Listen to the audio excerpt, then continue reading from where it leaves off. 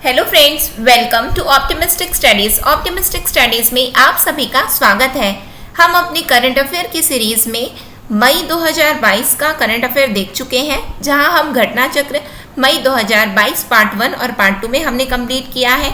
आज हम घटना चक्र की सीरीज में जहां पे हम राष्ट्रीय एवं अंतर्राष्ट्रीय समसामयिकी घटना चक्र करंट अफेयर्स देख रहे हैं, तो उसमें आज हम देखने जा रहे हैं जून 2022 का करंट अफेयर, जो कि ये पार्ट 1 रहने वाला है। इसका मतलब कि एक पार्ट में ये कंप्लीट नहीं होने वाला। जून 2022 का करंट अफेयर इसे हम और भी पार्ट्स में कंप्लीट करेंगे। बात आती है कि जितने जो प्रीवियस लेक्चर्स हुए हैं घटना चक्र के, तो वो आपको कहाँ मिलेंगे। तो घटना चक्र करंट अफेयर नाम से प्लेलिस्ट बनी हुई है चैनल में, वहाँ जाकर के आप देख सकते हैं। तो वहाँ पे आपको घटना चक्र करंट अफेयर मिल जाएंगे। साथ में ये जो हमारा जो सीरीज़ है, जैसा कि मैंने आपको बताया था, जब हमने मई 2022 का घटना चक्र देखा था, current affair national and international देखा था, तो मैंने आपको क्या बताया था कि ये 1 महीने बाद पब्लिश होता है। इसका मतलब आज के सीरीज़ में जो हम देखने जा रहे हैं वो मई में जो भी घटनाएं हुई हैं राष्ट्रीय एवं अंतर्राष्ट्रीय स्तर पर, नेशनल एंड इंटरनेशनल लेवल पर, उसको आज हम जून 2022 के घटना चक्र के अंतर्गत हम कवर अप करने की कोशिश करेंगे। साथ में यदि आप चैनल पे न्यू हैं तो चैनल को सब्सक्राइब कर लीजिए और बेल नोटिफिकेशन को ऑन रखिए, जिससे हम जो भी वीडियो डालें तो आप तक पहुंचती रहे। चलिए फिर हम आज के सेशन को स्टार्ट करते हैं। हमारा फर्स्ट क्वेश्चन है, who has been given World Food Prize 2022 recently. हाल ही में विश्व खाद्य पुरस्कार 2022 किसे दिया गया है। Andrea Meza, Cynthia Rosenzweig, Shakuntala Harak Singh, Ratan Lal. तो यहाँ पे हमसे पूछा जा रहा है कि वर्ल्ड फूड प्राइज 2022 किसे दिया गया, विश्व खाद्य पुरस्कार। तो विश्व खाद्य पुरस्कार दिया गया है सिंथिया रोजनविक को। सिंथिया रोजनविक ये कौन है? तो ये प्रेजेंटली नासा में as a senior research scientist work कर रही हैं। नासा में सीनियर रिसर्च साइंटिस्ट वर्क कर रही हैं। अब हम थोड़ा जान लेते हैं कि वर्ल्ड फूड प्राइज विश्व खाद्य पुरस्कार क्यों दिया जाता है। तो विश्व खाद्य पुरस्कार दिया जाता है, यह एक अंतर्राष्ट्रीय पुरस्कार होता है जो कि वो लोगों को दिया जाता है जिन्होंने भोजन की उपलब्धता एवं गुणवत्ता में सुधार करके मानव विकास में योगदान दिया है, यानी कि who have contributed to the human development by improving the quantity, availability and quality of food in the world. ठीक है, तो ये हमें पता चल गया। आगे और देखते हैं कि कब ये प्रारंभ हुआ है। कि जिस तरीके से हम ये जानते हैं कि भारत रत्न हमारे देश का जो सर्वोच्च सम्मान माना जाता है, ठीक है, तो यदि हम बात करें कृषि जगत में, खाद्य एवं कृषि जगत में, तो खाद्य एवं कृषि जगत में जो सर्वोच्च सम्मान माना जाता है तो वो माना जाता है वर्ल्ड फूड प्राइज, विश्व खाद्य पुरस्कार को माना जाता है। यह 1986 में नॉर्मन बोरलॉग के द्वारा में स्टार्ट किया गया था। नॉर्मन बोरलॉग का नाम आप सभी जानते हैं कि इन्हें फादर ऑफ ग्रीन रेवोल्यूशन बोला जाता है इन वर्ल्ड। यदि एग्जाम में आता है कि father of green revolution in world, यानी कि विश्व में हरित क्रांति का जनक किसे माना जाता है, तो नॉर्मन बोरलॉग को माना जाता है। तो इन्होंने जो है 1986 में इसकी स्थापना की थी वर्ल्ड फूड प्राइज की। उसके बाद में जो है 1987 से यह पुरस्कार दिया जाना प्रारंभ हो गया था। 1987 से सर्वप्रथम 1987 में दिया किसको गया था, तो सर्वप्रथम ये वर्ल्ड फूड प्राइज जो है सबसे पहले दिया गया था MS स्वामीनाथन को। अब ये MS स्वामीनाथन का नाम भी आप बहुत अच्छे से जानते होंगे कि MS स्वामीनाथन को क्या कहा जाता है, तो इनको बोला जाता है father of green revolution, father of green revolution in India.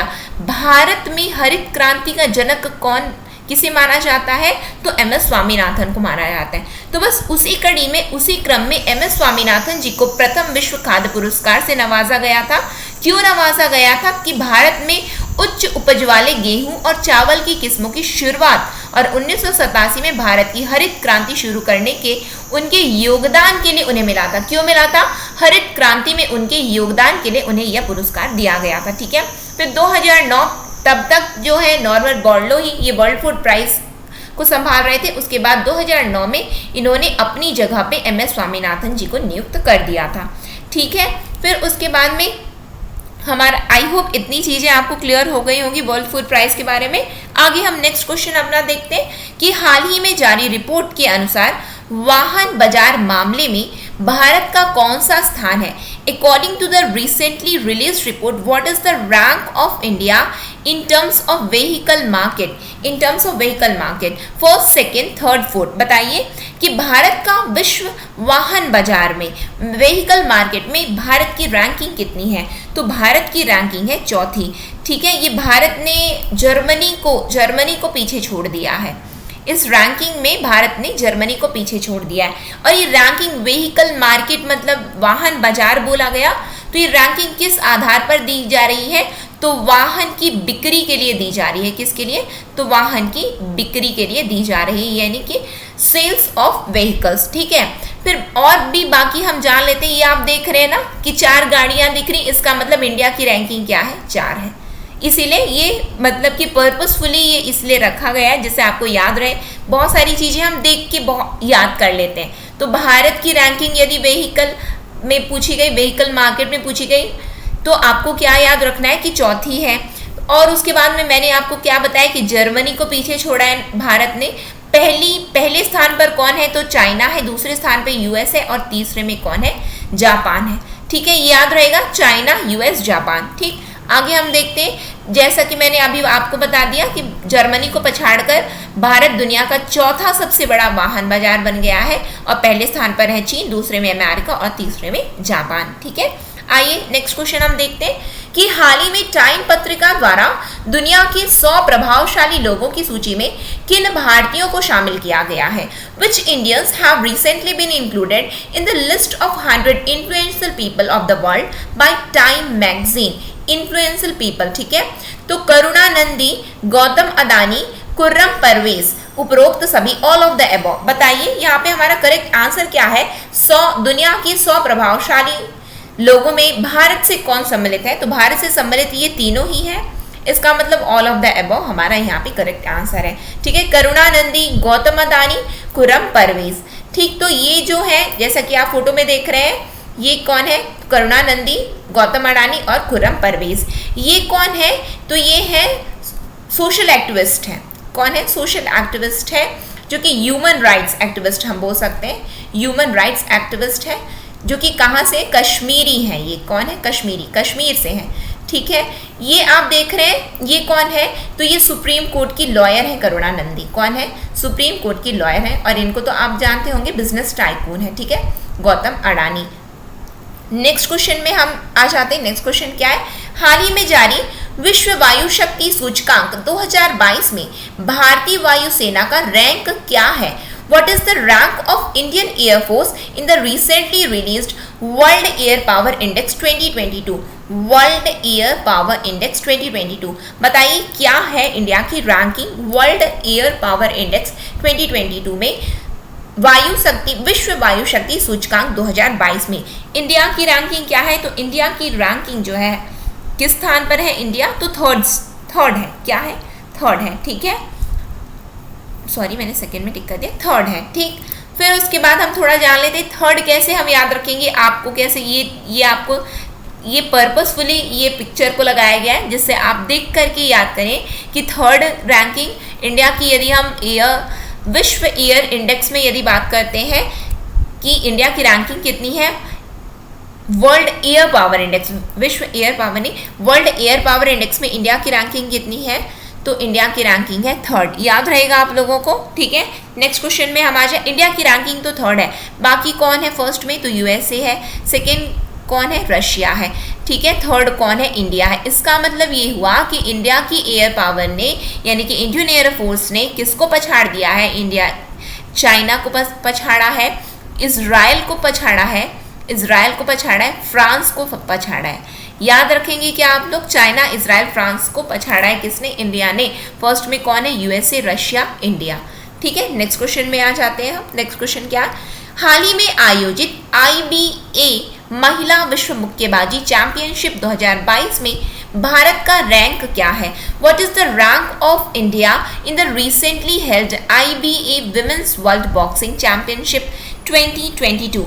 तो इंडिया की रैंकिंग क्या है? इंडिया की रैंकिंग किस में पूछी जा रही है? International banking association women's world boxing championship 2022 में. IBA का फुल फॉर्म क्या होता है? तो IBA का फुल फॉर्म होता है इंटरनेशनल बैंकिंग एसोसिएशन। ठीक है, अब यहाँ पे हमसे पूछा जा रहा है कि महिला विश्व मुक्केबाजी चैंपियनशिप में भारत का रैंक क्या रहा है, तो भारत का रैंक रहा है चौथा। क्या रहा है भारत का रैंक, तो भारत का रैंक रहा है चौथा। इसके बारे में हम थोड़ी जानकारी देख लेते हैं। ठीक है, ये हुआ कहाँ था, तो ये हुआ था महिला मुक्केबाजी चैंपियनशिप हुआ था टर्की इस्तानबुल में। कहाँ हुआ था, इस्तानबुल में हुआ था। ठीक है, टर्की में, ये लिखा हुआ है इस्तानबुल में हुआ था 2022 का। और उसके बाद में हम थोड़ी जानकारी इसके बारे में और देख लेते हैं कि इस मुक्केबाजी में बेलारूस को और रशिया को, इन दोनों को क्या कर दिया गया था, तो इन दोनों को सम्मिलित नहीं किया गया था, ये दोनों देश को। क्यों, क्योंकि यूक्रेन में जो लड़ाई चल रही उसके कारण से बेलारूस और रशिया को इस मुक्केबाजी में सम्मिलित नहीं होने दिया गया था, बैंड कर दिया गया था ये दोनों देश को। साथ में इंडिया की रैंकिंग मैंने आपको क्या बताया कि चौथी रही है। इंडिया की रैंकिंग तो चौथी रही है, लेकिन इंडिया ने जीता क्या क्या है, तो इंडिया ने इस जो चैंपियनशिप हुई है मुक्केबाजी की चैंपियनशिप, तो इसमें इंडिया ने 3 मेडल जीते हैं। 3 मेडल में एक गोल्ड मेडल जीता गया है इंडिया के द्वारा, एक गोल्ड मेडल मिला है और 2 ब्रॉन्ज मेडल मिले हैं। ठीक है, 2 कांस्य पदक और 1 स्वर्ण पदक मिला है। ये जो स्वर्ण पदक मिला है वो किसको मिला है, तो वो आगे आपको पता चल जाएगा नेक्स्ट क्वेश्चन में। ठीक है, आगे के क्वेश्चंस में आइए नेक्स्ट क्वेश्चन आते हैं। फाइनल में चीन को हराकर हाल ही में आयोजित उबर कप 2022 किसने जीता है? Who has won recently held Uber Cup 2022 by defeating China in the final? India, Japan, south Korea, Indonesia. बताइए, भारत, जापान, दक्षिण कोरिया, इंडोनेशिया, किसने चीन को हराकर हाल ही में उबर कप 2022 जीता है? तो उबर कप 2022 किसने जीता है, तो दक्षिण कोरिया ने जीता है, साउथ कोरिया ने जीता है उबर कप। किसको हराया गया है, तो चाइना को हराया गया। बिल्कुल हरा तो दिया गया है, लेकिन उबर कप किस खेल से संबंधित है? यदि इस तरीके से प्रश्न आ गया तो हमें ये होना चाहिए उबर, ब से क्या, उबर, ब से बैडमिंटन, बैडमिंटन। ठीक है, बैडमिंटन, उबर, ब सुनाई दे रहा है ना, तो क्या है, बैडमिंटन है। ठीक है, अब अभी क्या हाल ही में क्या किया गया है, तो ये उबर कप को थॉमस कप के साथ में जोड़ दिया गया है। थॉमस कप, अब ये पूछेगा थॉमस कप किससे रिलेटेड है और उबर कप किससे रिलेटेड है, तो जिससे उबर कप रिलेटेड है उससे थॉमस कप भी रिलेटेड है। ठीक है, दोनों ही एक है। ये थॉमस कप क्या है, तो मेंस बैडमिंटन जो चैंपियनशिप होती है, मेंस बैडमिंटन टीम को जो होता है, यानी कि जो पुरुष खेलते हैं तो उसको क्या बोलते हैं, थॉमस बोलते हैं। जो महिलाएं खेलती हैं तो उसको क्या बोलते हैं, हम उबर बोलते हैं। ठीक है, विमेंस बैडमिंटन। ठीक है, फिर उसके बाद में हमने क्या देखा, अभी जस्ट मैंने आपको क्या बता दिया है कि जीता कौन है, तो दक्षिण कोरिया जीता है। हराया किसको गया है, तो चीन को हराया गया। किस में, तो उबर कप में 2022 में। याद रहेगा आप लोगों को, थॉमस कप यदि पूछा गया तो वो भी बैडमिंटन से रिलेटेड है, उबर कप पूछा गया तो वो भी बैडमिंटन से ही रिलेटेड है। ये जो जितने भी स्पोर्ट्स के क्वेश्चन होते हैं बहुत ध्यान से पढ़ा करो और बिल्कुल याद रखा करो। कारण क्या है, क्योंकि अभी हाल ही में जितने पेपर हुए हैं तो ये स्पोर्ट्स से क्वेश्चन बहुत पूछे जा रहे हैं। जैसे कि मैंने आपको पहले भी बताया, अभी भी मैं बोलूँगी, जितने भी क्वेश्चन हो, जितने भी एग्जाम हो रहे हैं, अब एग्जामिनर्स की फेवरेट टॉपिक बन गए हैं स्पोर्ट्स। चाहे वो किसी भी फील्ड से रिलेटेड हो, चाहे वो कोई सा भी कैटेगरी का स्पोर्ट्स हो, चाहे किसी भी कैटेगरी का वो खेल हो, तो उससे क्वेश्चन डेफिनेटली पूछे जाते हैं। तो बिल्कुल आपको ये याद रखना है, उबर, ब से क्या है, तो बैडमिंटन है, और बी, फिर उसके बाद मैंने आपको क्या बताया, उबर को किससे जोड़ दिया गया, थॉमस से जोड़ दिया गया। और थॉमस क्या है, जो कि पुरुष बैडमिंटन जो की टीम होती है उसको थॉमस बोलते हैं, जो महिला बैडमिंटन की टीम होती है तो उसे उबर बोलते हैं। ठीक है, नेक्स्ट क्वेश्चन में हम आ जाते हैं। नेक्स्ट क्वेश्चन क्या है हमारा, केंद्रीय आयुष मंत्रालय ने 8वें अंतर्राष्ट्रीय योग दिवस की घोषणा कहाँ की है? Where has the union ministry of AYUSH announced the 8th international yoga day? तो 8th इंटरनेशनल योगा डे कहाँ पे जो घोषणा कहाँ की गई है, तो मैसूर में। कहाँ, मैसूर में की गई है। ठीक है, अब ये हमें ये क्या याद रखना है कि इंटरनेशनल योगा डे है, तो इसका मतलब योगा डे किस मंत्रालय के अंदर, योग किस मंत्रालय के अंतर्गत आता है, तो आयुष मंत्रालय के अंतर्गत आता है। ये भी एग्जाम में पूछा गया प्रश्न है, तो ये बिल्कुल आपको याद ये चीज को रखना है। ठीक है, नेक्स्ट क्वेश्चन में हम आ जाते हैं। नेक्स्ट क्वेश्चन क्या है हमारा, जैसे कि अभी मैंने आपको बताया वही है, थीम देख लेते हैं कि थीम क्या रही है इस साल की। तो थीम रही है मानवता के लिए योग। क्या रही है? मानवता के लिए योग, ठीक है। और 21 जून को क्या मनाया जाता है? तो 21 जून को अंतर्राष्ट्रीय योग दिवस मनाया जाता है। इस वर्ष कौन सा संस्करण रहा है? तो 8वां संस्करण रहा है, ठीक है। और थीम क्या रही है? तो yoga for humanity, yoga for humanity, मानवता के लिए योग। याद रहेगा, मानवता के लिए योग। ये बिल्कुल एग्जामिनर्स के फेवरेट टॉपिक हो जाते हैं, ठीक है। तो ये सब चीजें हमें याद रखनी ही रखनी है। नेक्स्ट क्वेश्चन आ जाइए कि किस भारतीय ओलंपिक कांस्य पदक विजेता को आईबीए का फुल फॉर्म मैंने क्या बताया?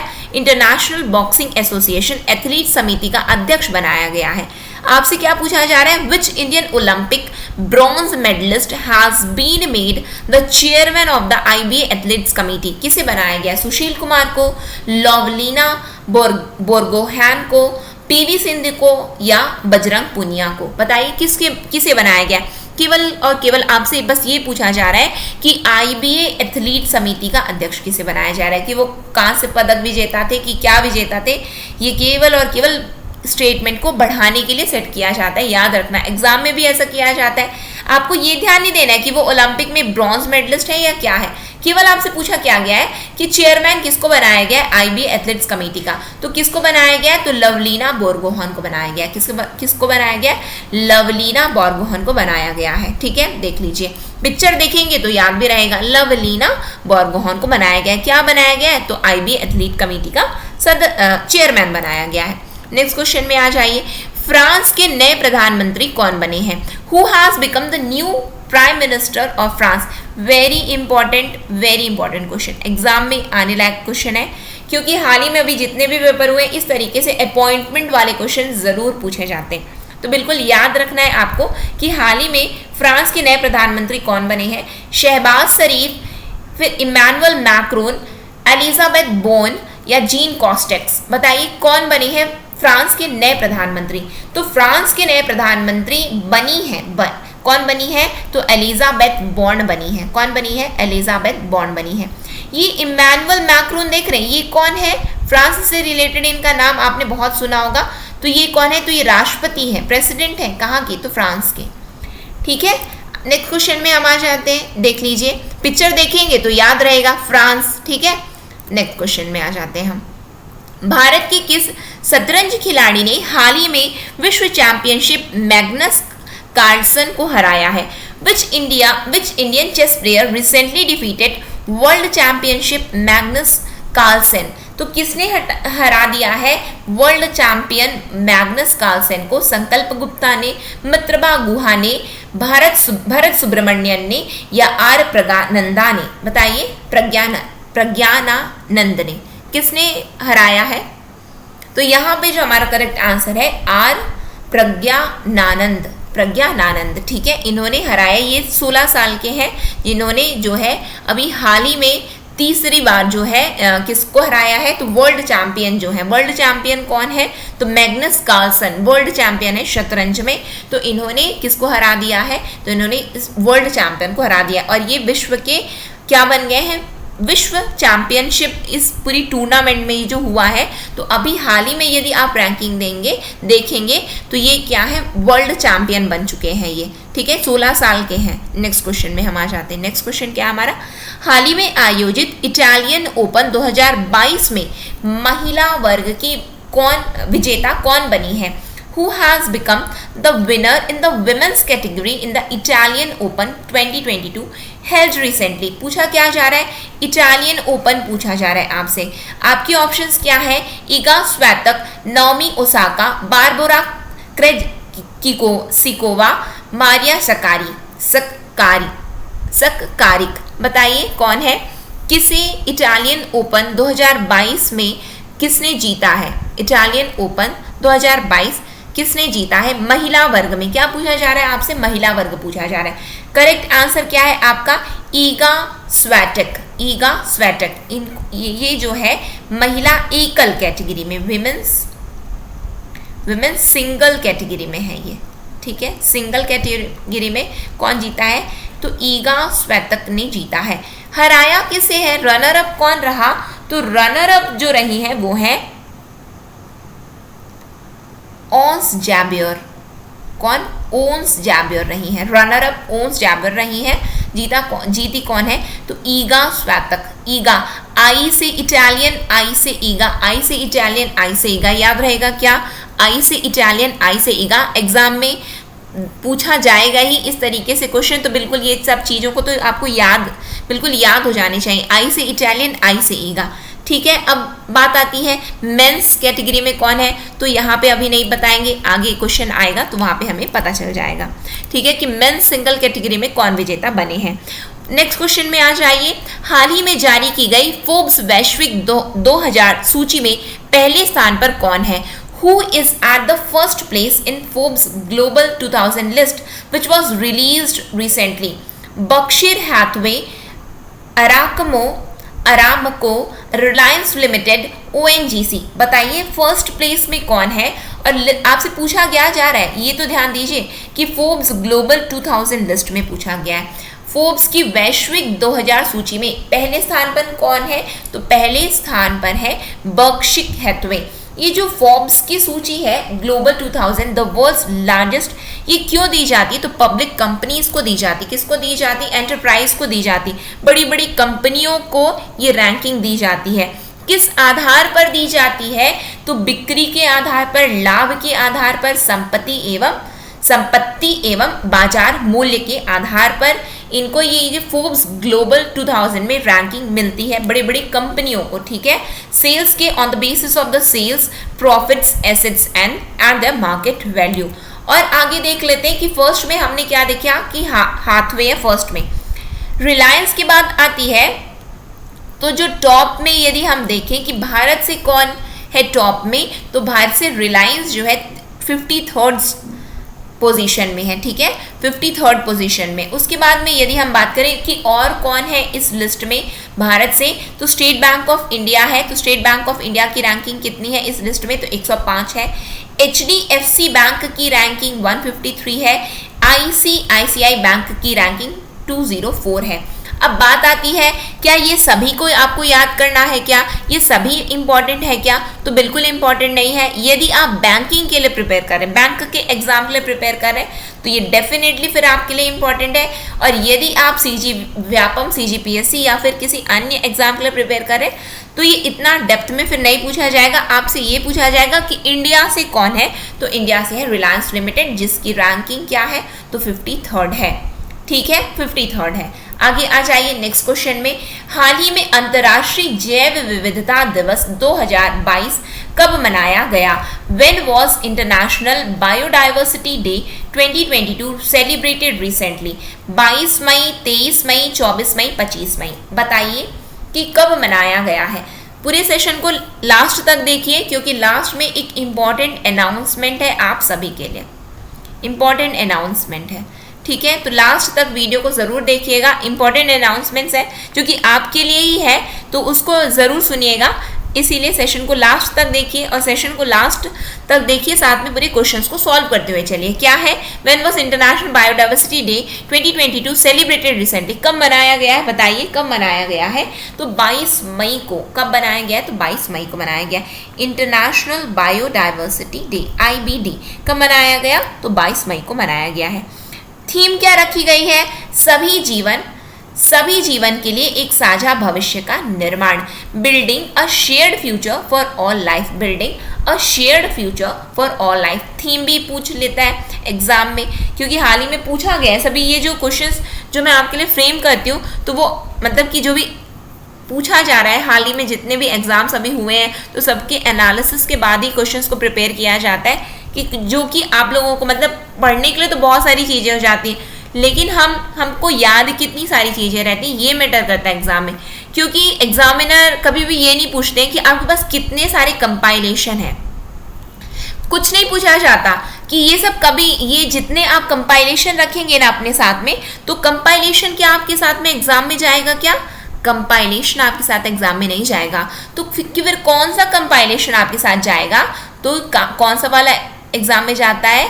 ब्रेन में जितना कंपाइल होता है, जितनी चीजें हमारे दिमाग में स्टोर होती हैं वो हमारे साथ एग्जामिनेशन हॉल में जाती हैं, और वो ना केवल हमारे एग्जामिनेशन हॉल में जाएंगी बल्कि वो हमारे भविष्य का निर्माण भी करेंगी। इसीलिए कोशिश ये किया करो कि हम जब कंपाइलेशन से ज़्यादा हमें चीज़ें याद होती जाएं। ठीक है, आगे देखते हैं हम। नेक्स्ट क्वेश्चन क्या है हमारा, किस भारतीय ने महिला विश्व मुक्केबाजी चैंपियनशिप 2022 में स्वर्ण पदक जीता है? बताइए। मैंने बोला था ना आपको, आगे पता चल जाएगा आप लोगों को कि हमने क्या देखा था कि 3 पदक जीते गए हैं। 3 पदक मैंने आपको क्या बताया, 3 पदक जीते गए थे, जिसमें कि 1 स्वर्ण पदक जीता गया था और 2 कांस्य पदक जीते गए थे। तो अब बस आपसे वही पूछा जा रहा है कि स्वर्ण पदक किसे मिला है। Which Indian has won gold medal in the women's world boxing championship 2022। अब जस्ट ये बताइए, अभी जस्ट हमने देखा है कि विश्व मुक्केबाजी चैंपियनशिप 2022 हुई कहाँ? तो विश्व मुक्केबाजी चैंपियनशिप 2022 कहाँ हुई है? टर्की में हुई है। कहाँ हुई है? टर्की में हुई है, जो कि टर्की में कहाँ? इस्तांबुल में हुई है। ये कौन सा एडिशन, कौन सा संस्करण रहा है? तो 12वां संस्करण रहा है, 12th एडिशन रहा है। ये सभी हमने अभी देख के आए हैं क्या? बिल्कुल देखा है, भूलना नहीं है। जैसे कि मैंने आपको हमेशा कहा है कि हमें चीज़ें स्टोर करनी है अपने दिमाग में। कंपाइलेशन का क्या करेंगे हम? वीडियो देखे भूल गए, कंपाइल किए मोबाइल में स्टोर किए भूल गए। ठीक है, जितनी चीज़ें हमारे दिमाग में स्टोर होती जाएंगी वो हमें हेल्प करता जाएगा। ठीक है, हमारे ऑप्शंस क्या है? MC मैरीकॉम, सरिता सिंह, जेनी आर्य, निखत जरीन। बताइए तो किसने स्वर्ण पदक जीता है भारत से? तो भारत से स्वर्ण पदक विजेता बनी है निखत जरीन। कौन बनी है? निखत जरीन बनी है। याद रहेगा क्या आप लोगों को? निखत जरीन हराया किससे है? किसको है इन्होंने?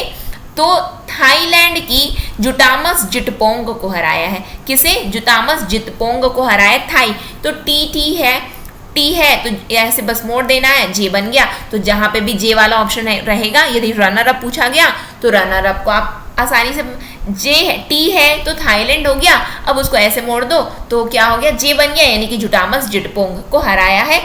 लेकिन स्वर्ण पदक विजेता कौन बनी है? तो निखत जरीन बनी है। ठीक है, विश्व मुक्केबाजी चैंपियनशिप में। नेक्स्ट क्वेश्चन में आ जाइए, हाल ही में त्रिपुरा के नए मुख्यमंत्री कौन बने हैं? Who has become the new chief minister of Tripura recently? Pushkar Singh Dhami, Manik Saha, Biplab Kumar Deb, Bhagwant Mann. बताइए कौन बने हैं? पहली बात तो बताइए भगवंत मान कहाँ के बने हैं? इनके बारे में पहले बताइए, भगवंत मान कहाँ के बने? तो भगवंत मान कहाँ के बने? पंजाब के बने। बिल्कुल, ये तो आप लोगों को बिल्कुल पता है। ठीक है, फिर उसके बाद में मानिक साहा देख रहे हैं आप लोग, यानी कि त्रिपुरा के कौन बने हैं? तो त्रिपुरा के मुख्यमंत्री बने हैं मानिक साहा। ठीक है, मानिक साहा बने हैं। नेक्स्ट क्वेश्चन में हम आ जाए क्या? नेक्स्ट क्वेश्चन क्या है हमारा? देख लीजिए, फोटो देखेंगे तो और अच्छे से याद हो जाएगा। नेक्स्ट क्वेश्चन में हम आते हैं, हाल ही में विश्व प्रवासी पक्षी दिवस कब मनाया गया है? When was the world migratory bird day celebrated recently? 14 मई, 15 मई, 16, 17, 14, 15, 16, 17 मई।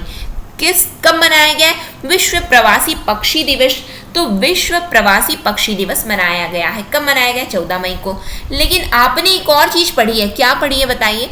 आपने ये पढ़ा है, अरे पक्षी दिवस तो, विश्व पक्षी दिवस तो 2 दिन मनाया जाता है, और वो दूसरा दिन क्या है? तो दूसरा दिन है आपका, एक है पहला 14 मई और दूसरा क्या है? 8 अक्टूबर।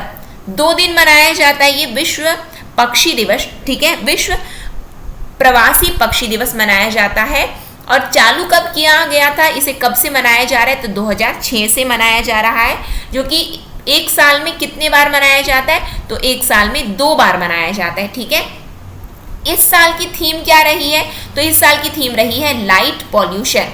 क्या रहा है थीम? तो लाइट पॉल्यूशन, प्रकाश प्रदूषण इस साल का थीम रहा है। मनाया कब जाता है अंतर्राष्ट्रीय प्रवासी पक्षी दिवस? तो 14 मई और 8 अक्टूबर को मनाया जाता है। प्रारंभ कब से हुआ? तो 2006 से प्रारंभ हुआ। ठीक है, नेक्स्ट क्वेश्चन में आ जाइए, 12वीं हॉकी इंडियन सीनियर महिला राष्ट्रीय चैंपियनशिप का खिताब किसने जीता है? Who has won the title of 12th hockey Indian senior women's national championship? बताइए, उत्तर प्रदेश, उड़ीसा, मध्य प्रदेश, झारखंड, किसने जीता है? तो ये जो 12वीं हॉकी इंडियन सीनियर महिला राष्ट्रीय चैंपियनशिप है, कौन जीता है? तो उड़ीसा जीता है। ठीक है, बाकी ये मध्य प्रदेश देख रहे हैं क्या? ये मध्य प्रदेश क्यों है न्यूज में? तो मध्य प्रदेश में ये आयोजित, मध्य प्रदेश के भोपाल में ये चैंपियनशिप जो है आयोजित किया गया था।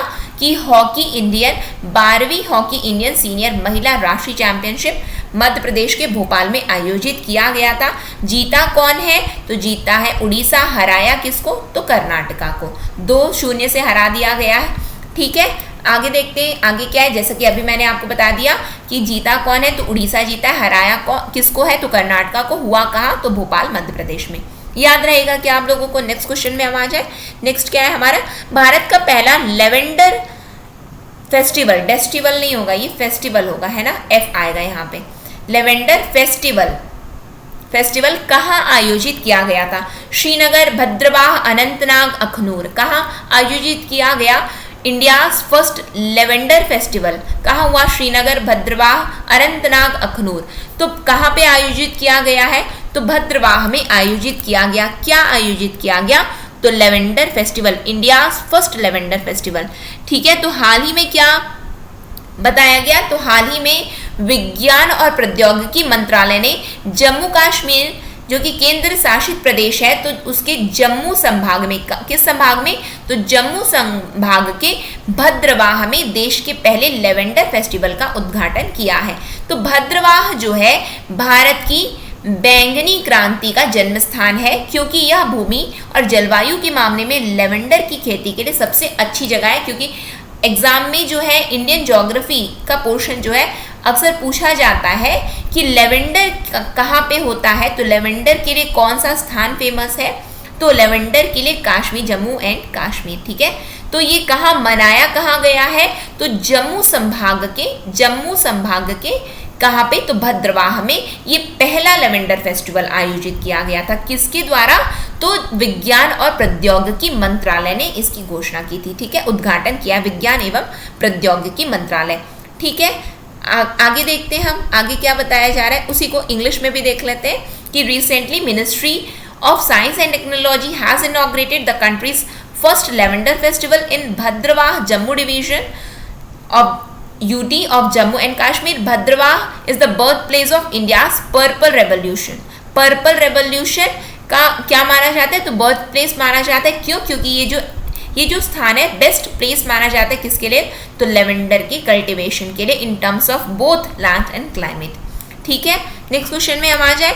नेक्स्ट क्वेश्चन क्या है हमारा? आई होप आपको यदि पर्पल रेवोल्यूशन के बारे में भी पूछा गया, बैंगनी क्रांति का जन्म स्थान पूछा गया, तो आप बता पाएंगे क्या कि कौन सा स्थान है?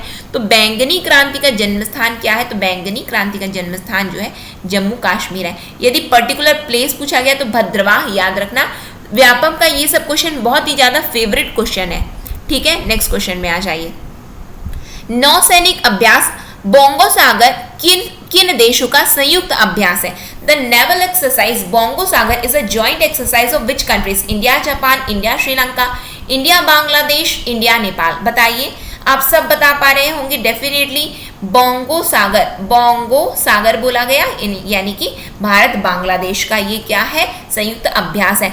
इससे पहले जितने भी अभ्यास थे, तो हमने जो मई 2022 का जो हमने पार्ट 1 देखा है, उसमें मैंने आपको पूरी एक लिस्ट दी हुई है किसकी? तो जितने भी अभ्यास होते हैं, युद्ध अभ्यास होते हैं, चाहे वो नेवी के हों, चाहे एयरफोर्स के हों, चाहे मिलिट्री को हों। ठीक है, तो इंडिया का जिस किसी के साथ भी, दूसरे देशों के साथ में जितने भी एक्सरसाइज होते हैं, उसका सब मैंने कंपाइलेशन आपको पार्ट 1 मई 2022 पार्ट 1 का यदि आप वीडियो देखेंगे तो वहाँ पे आपको देखने को मिलेगा। ठीक है, वही चीज़ जैसा कि मैंने आपको बता दिया कि किसके बीच में होता है, तो इंडिया और बांग्लादेश के बीच में बोंगो सागर होता है। और ये हुआ कहाँ? तो पोर्ट मोंगला में, जो कि बांग्लादेश में है। ठीक है, कभी कभार प्लेस पूछ लिया जाता है, जैसे कि CGPSC का यदि आप एग्जाम दे रहे हैं तो उसमें प्लेस पूछा जाता है। वो बहुत अच्छे से जानते हैं कि बोंगो सागर आप लोग जानते हैं, वो उनको बहुत अच्छे से पता है एग्जामिनर, जहाँ से आप लोग सोचना बंद करते हैं ना कि अच्छा यहाँ पे क्या होगा, तो एग्जामिनर वहाँ से स्टार्ट कर रहे होते हैं कि अच्छा बच्चे को, मतलब कि यहाँ पे स्टूडेंट ने छोड़ दिया होगा, तो वो वहाँ से ही क्वेश्चन निकालते हैं। आपको ये याद रखना है, बिल्कुल आपको बहुत अच्छे से पता है कि बोंगो सागर तो इंडिया बांग्लादेश के बीच का युद्धाभ्यास है। अब बात आती है ये कौन सा संस्करण था, तो तीसरा संस्करण था, 3rd एडिशन था। हुआ कहाँ पे? तो पोर्ट मोंगला में। पोर्ट मोंगला है कहाँ? एग्जाम में पूछा जाता है कि पोर्ट मोंगला है कहाँ। अब बताइए पोर्ट मोंगला कहाँ है? अब हमारे मन में क्या क्वेश्चन आते हैं कि ये एग्जामिनर क्वेश्चन कहाँ से बनाते हैं। तो एग्जामिनर क्वेश्चन कहीं से नहीं बनाते, एग्जामिनर क्वेश्चन वही स्थानों से बना लेते हैं जो भी न्यूज़ में रहता है, जो भी स्थान हो गया या फिर कोई प्लेस यानी कि प्लेस हो गया या फिर कोई करंट में, चाहे नेशनल हो इंटरनेशनल हो या फिर आप छत्तीसगढ़ की बात करें, ठीक है, यानी कि स्टेट, जिस भी स्टेट का आप एग्जाम दे रहे हैं, तो यदि वहाँ पे कोई न्यूज़, कोई प्लेस है, कोई फेस्टिवल है, कोई जाति है, कुछ भी चीज़ें यदि न्यूज़ में रहती तो वहीं से क्वेश्चन बनाया जाता है, ठीक है। तो पोर्ट मोंगला यदि एग्जाम में आया तो बता पाएंगे क्या आप लोग कि कहाँ पे है ये, तो पोर्ट मोंगला जो है बांग्लादेश में है। कहाँ है? बांग्लादेश में, ठीक है। नेक्स्ट क्वेश्चन में आ जाइए। जस्ट अभी जो मैंने आपको वहाँ पे बताया ये वही लिखा हुआ है कि तीसरा संस्करण है जो कि बांग्लादेश के पोर्ट मोंगला में शुरू किया गया, ठीक है। नेक्स्ट क्वेश्चन आइए, हाल ही में किस राज्य में ई लर्निंग योजना शुरू हुई है? Tamil Nadu, Haryana, Rajasthan, Karnataka. In which state has the e learning scheme started recently? Tamil Nadu, Haryana, Rajasthan, Karnataka. यहाँ पे हमारा करेक्ट आंसर क्या है? ई लर्निंग स्कीम हरियाणा में चालू की गई है। ये यदि आप ABEO का एग्जाम दे रहे हैं तो ये आपके लिए इंपॉर्टेंट क्वेश्चन बन जाता है। देखिए कैसे बन जाता है, देखते हैं। तो नई शिक्षा नीति में देश भर में प्रौद्योगिकी को अपनाकर शिक्षा प्रदान करने की योजना को लागू करने के लिए 2030 का लक्ष्य रखा गया है। कब का लक्ष्य रखा गया है? 2030 का लक्ष्य रखा गया है। क्या चीज को अपनाना है? तो प्रौद्योगिकी को अपना करके शिक्षा प्रदान करनी है, ठीक है। जबकि हरियाणा क्या किया है? तो हरियाणा ने इस लक्ष्य को 2025 कर दिया है और उसके अंतर्गत क्या किया जा रहा है हरियाणा के द्वारा? तो हरियाणा जो है कक्षा 9वीं से लेकर के 12वीं तक बच्चों के लिए टैबलेट की घोषणा करने वाला पहला राज्य बना है। कक्षा 9वीं से लेकर के 12वीं, ठीक है। यहाँ देख लीजिए, the new education policy has set a target of 2030 to implement the scheme of imparting education by adopting technology. प्रौद्योगिकी का इस्तेमाल करके शिक्षा को प्रदान करना है। Scheme of imparting education by adopting technology across the country while Haryana government is determined to implement it by 2025। यानी कि हरियाणा जो है कटिबद्ध कब तक है कि 2025 तक ही हम ऐसा कर देंगे। उसी कड़ी में हरियाणा गवर्नमेंट ने क्या किया है? तो पहला राज्य बना है, फर्स्ट स्टेट बना है to announce tablets for children of class 9 to 12, ठीक है। ये देख लीजिए, याद रहेगा आप लोगों को। पिक्चर देखेंगे तो ज़्यादा अच्छे से याद रखेंगे। पोस्टर में देख लीजिए, देश का पहला टैबलेट वितरण प्रोग्राम और उसका नाम क्या है? ई अधिगम स्कीम, ठीक है। नेक्स्ट क्वेश्चन में हम आ जाते हैं। नेक्स्ट क्वेश्चन, हाल ही में प्रधानमंत्री मोदी जी द्वारा किस राज्य की स्टार्टअप नीति का उद्घाटन किया गया? Recently which state startup policy has been inaugurated by prime minister Modi? Tamil Nadu, Bihar, Rajasthan, Madhya Pradesh. तो किसके द्वारा स्टार्टअप नीति का उद्घाटन किया गया? तो स्टार्टअप नीति का M for Modi, M for Madhya Pradesh, M for Madhya Pradesh. यानी कि किस स्टार्टअप नीति का अभी हाल ही में उद्घाटन किया गया है? तो मध्य प्रदेश के द्वारा। ये केवल और केवल ये हमें याद हो जाए तो बस उसके लिए, अदरवाइज आप पर्सनल नहीं ले लेना कि अच्छा कैसे आप रिलेट कर दियो। बिल्कुल ये आप लोग याद हो जाए, M for Modi, M for Madhya Pradesh. तो इनकी स्टार्टअप नीति को अभी हाल ही में इसका उद्घाटन किया गया है, ठीक है। नेक्स्ट क्वेश्चन में आ जाइए। यहाँ देख करके तो और अच्छे से आप लोग याद कर पाएंगे, M for Modi and M for Madhya Pradesh, ये इसकी स्टार्टअप नीति को हाल ही में जिसका उद्घाटन किया गया है। नेक्स्ट क्वेश्चन आइए, हाल ही में आयोजित इटालियन ओपन 2022 में पुरुष वर्ग में विजेता कौन बना है? बताइए। पुरुष वर्ग में तो बाद में आएंगे, अभी सेशन में देखते देखते हमने महिला वर्ग देखा। बताइए कौन है महिला वर्ग में? विमेंस कैटेगरी में कौन है? तो विमेंस कैटेगरी में हमने क्या देखा? तो हमने देखा है आई फॉर इटालियन और I for Iga, I for Italian and I for Iga. याद रखेंगे क्या आप लोग? बाकी आगे उसके क्या है, स्वातक है कि क्या है? I for Italian, I for Iga. Examiner ये हमसे थोड़ी ना पूछने वाले हैं कि आपने अच्छा ये बताइए आप याद कैसे करके आए। हमसे ये कोई नहीं पूछने वाला, हमको तो हम चाहे जो भी ट्रिक लगा के याद कर लें, ठीक है। आ जाइए क्वेश्चन में, who has become the winner in the men's category in the Italian Open 2022 held recently? बताइए। Roger Federer, Novak Djokovic, Rafael Nadal, Alexander Zverev. ये जो आप देख रहे हैं ये तीनों ही नाम, इसमें अक्सर एग्जाम में कंफ्यूजन होते हैं कि कौन जीता है, क्योंकि ये तीनों ही जो कि बहुत ही ज़्यादा प्रसिद्ध है, ठीक है। तो ये बिल्कुल हमें याद क्या करना है कि अभी जो है कि 2022 इटालियन ओपन में कौन जीता है, तो 2022 इटालियन ओपन के विजेता बने हैं नोवाक जोकोविक। कौन बने हैं? नोवाक जोकोविक बने हैं। अब देखेंगे तो याद हो जाएगा आप लोगों को, ठीक है, कौन बने हैं? नोवाक जोकोविक बने हैं। ठीक, नेक्स्ट क्वेश्चन में हम आ जाते हैं। राष्ट्रपति ने लोकपाल अध्यक्ष का अतिरिक्त प्रभार किसे दिया है? यानी कि राष्ट्रपति रामनाथ कोविंद जी ने लोकपाल अध्यक्ष का अतिरिक्त प्रभार किसे दिया है? To whom has the president given additional charge of Lokpal chairmanship? Pradeep Kumar Mohanty, Pradeep Singh Nair, Arun Kumar Sinha, TV Somanath. बताइए किसे दिया गया है? तो प्रदीप कुमार मोहंती जी को दिया गया है। किसे दिया गया? प्रदीप कुमार मोहंती जी को क्या दिया गया? तो लोकपाल चेयरमैनशिप का।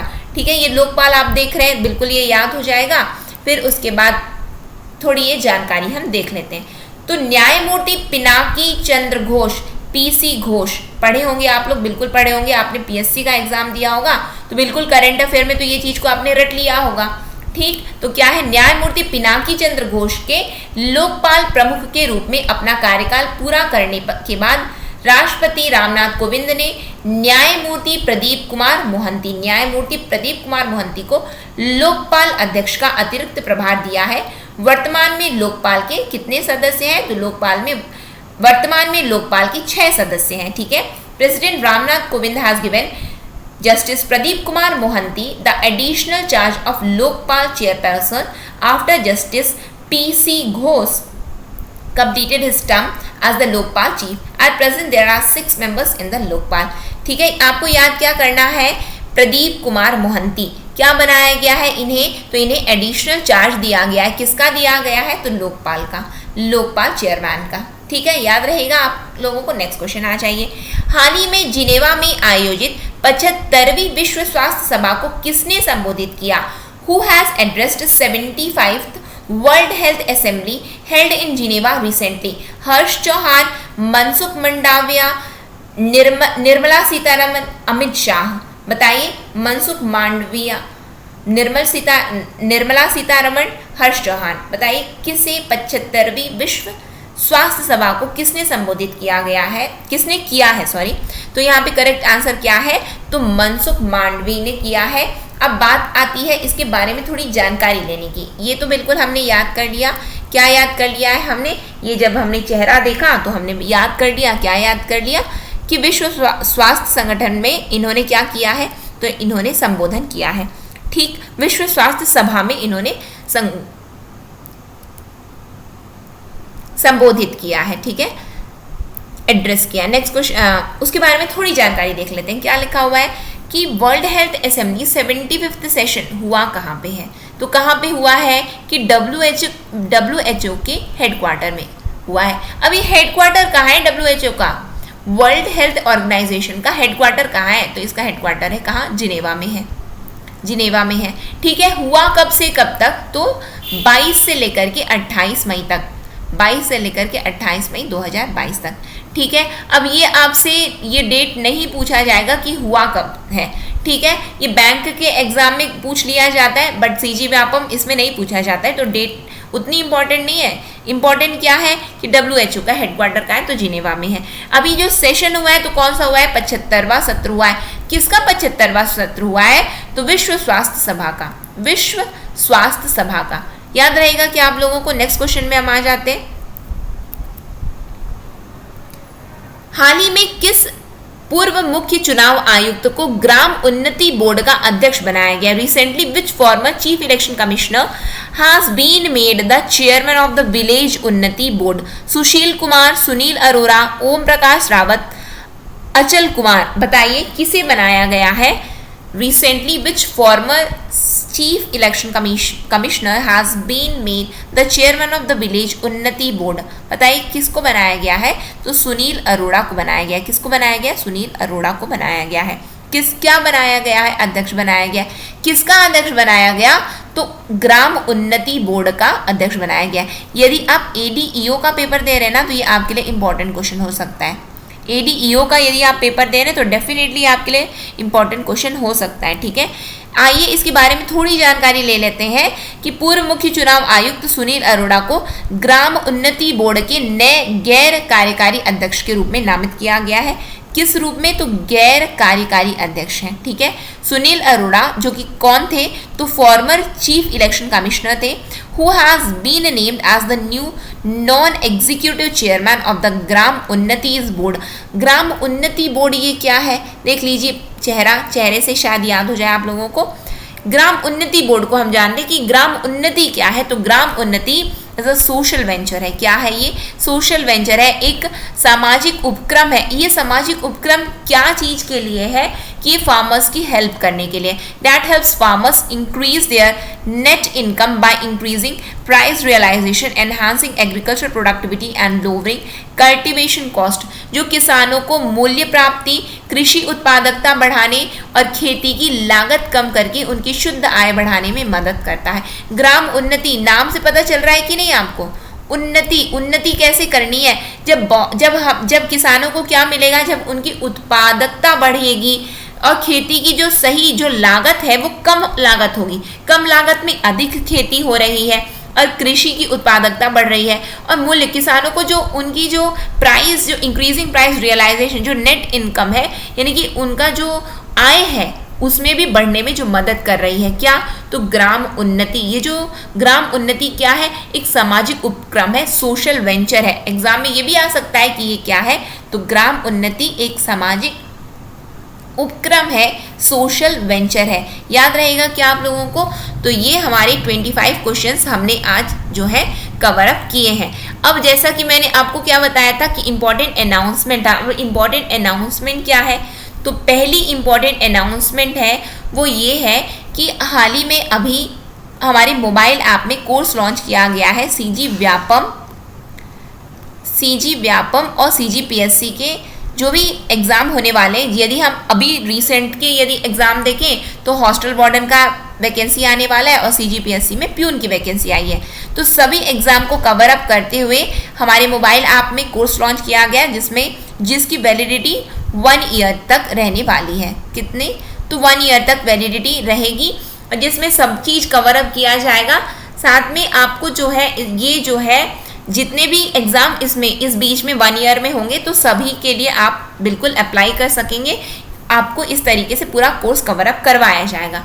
अब इसके बारे में जो इम्पोर्टेंट अनाउंसमेंट वो है ये है, इसका जो है प्राइस जो है 2393 रखा गया है। ठीक है, 2393 है जो कि 1 ईयर के लिए है, जिसमें सीजी व्यापम सीजीपीएससी के सभी एग्जाम को कवर अप किया जा रहा है। ऐसा नहीं कि ये वाला एग्जाम इसमें कवर अप नहीं होगा, ये वाला एग्जाम इसमें कवर अप नहीं होगा। सभी एग्जाम को कवर अप किया जाएगा। जैसे कि सीजीपीएससी का एबीईओ का पेपर है। ठीक है, एबीईओ का पेपर जिसकी वैकेंसी आने वाली है, जिसमें कि पेपर 1 है, तो पेपर 1 का भी ये पूरा इसमें कवर अप किया जाएगा। ठीक है, तो इसकी फीस क्या है? 2393।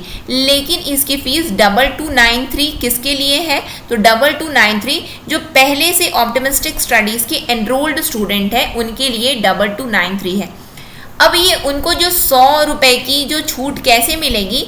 तो बहुत ध्यान से सुनिए, ये आप लोगों के लिए ये इंपॉर्टेंट अनाउंसमेंट कि ये जो 100 रुपए की छूट जो कि जितने भी एनरोल्ड स्टूडेंट हैं यदि वो कोर्स को परचेज करना चाहते हैं, ये उनके लिए है ये जानकारी। तो उनको जो है पहले इस नंबर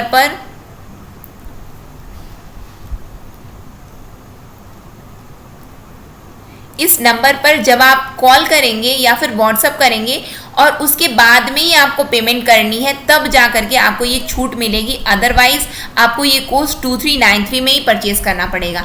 आपको यदि 100 रुपए की छूट चाहिए, जितने भी एनरोल स्टूडेंट हैं यानी कि जिसने या तो फूड इंस्पेक्टर की जो हमारे यहाँ जो टेस्ट सीरीज चलाई गई थी उसमें एनरोल रहे हो, या फिर पटवारी की जो टेस्ट सीरीज चलाई गई थी उसमें एनरोल्ड हो, या फिर अभी हाल ही में एडीईओ और एबीईओ का जो कोर्स जिन्होंने भी परचेज किया है, यदि उनको ये इस प्राइस में यदि चाहिए ये पूरा कोर्स सीजी व्यापम सीजीपीएससी का कंप्लीट कोर्स यदि उनको 2293 में चाहिए तो उनको इस नंबर पर व्हाट्सअप या कॉल करके एक बार बोलना पड़ेगा, या फिर आप व्हाट्सअप ही कर दीजिए जहाँ पे आप लोग बता देंगे सीजी व्यापम